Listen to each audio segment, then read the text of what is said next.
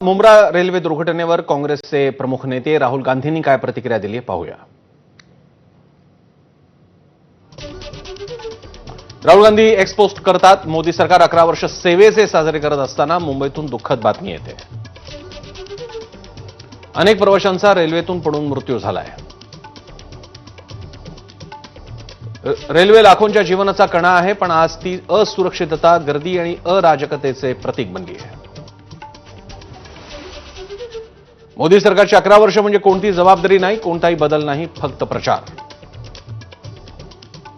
सरकारनं 2025 बद्दल बोलणं बंद केलंय आणि आता 2047ची स्वप्न विकत आहे। देश आज कोणत्या परिस्थितीला तोंड देत आहे हे कोण पाहणार? मृतांच्या कुटुंबियांप्रती मी मनापासून संवेदना व्यक्त करतो।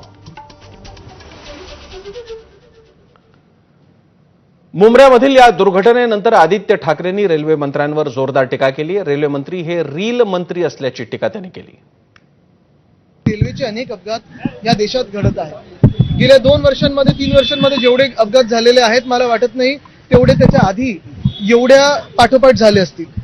आता जे झाले, सकाळी लोक त्या ट्रेनमधून बाहेर पडून मृत्युमुखी पडलेले आहेत। मला वाटतं मागच्या वर्षी देखील 1000 पेक्षा जास्ती लोकांचा असाच मृत्यू झालेला आहे। रेल मंत्री वेगळ्या वेगळ्या कॉमिक आवाजमध्ये हल्ली भाषण द्यायला सुरू झालेलं आहेत। कधी असं वाटतं ते सोशल मीडिया इन्फ्लुएन्सर झालेत का, रेल मंत्री झालेत का? पण खऱ्या अर्थाने रेल्वेवर काम कोणी करत आहे का? रेल मंत्री आहेत की रील मंत्री आहेत? दरम्यान मुंब्रा दुर्घटनेवर राष्ट्रवादी काँग्रेस शरदचंद्र पवार पक्षाचे प्रमुख शरद पवारांनी काय प्रतिक्रिया दिली पाहूया।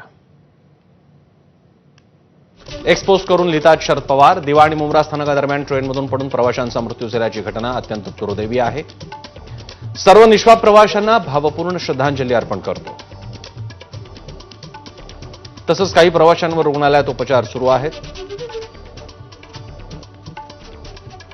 त्यांच्यातही प्रकृतीत लवकरात लवकर सुधारणा हो अशी प्रार्थना करतो। मध्य रेल्वेवर दररोज सरासरी 6 ते 7 प्रवाशांचा लोकलमधून पडून मृत्यू होतो। एका आकडेवारीनुसार समोर आलेली ही माहिती अत्यंत चिंताजनक आहे। लोकल ट्रेन्समधली वाढती गर्दी याचं मुख्य कारण असल्याचं सर्वज्ञात आहे। तरीही असे अपघात घडल्यानंतर प्रवाशांवरच त्यांच्या मृत्यूचं खापर फोडून चालणार नाही। केंद्रीय रेल्वे प्रशासनानं या दुर्दैवी घटनेची गांभीर्यानं दखल घ्यायला हवी।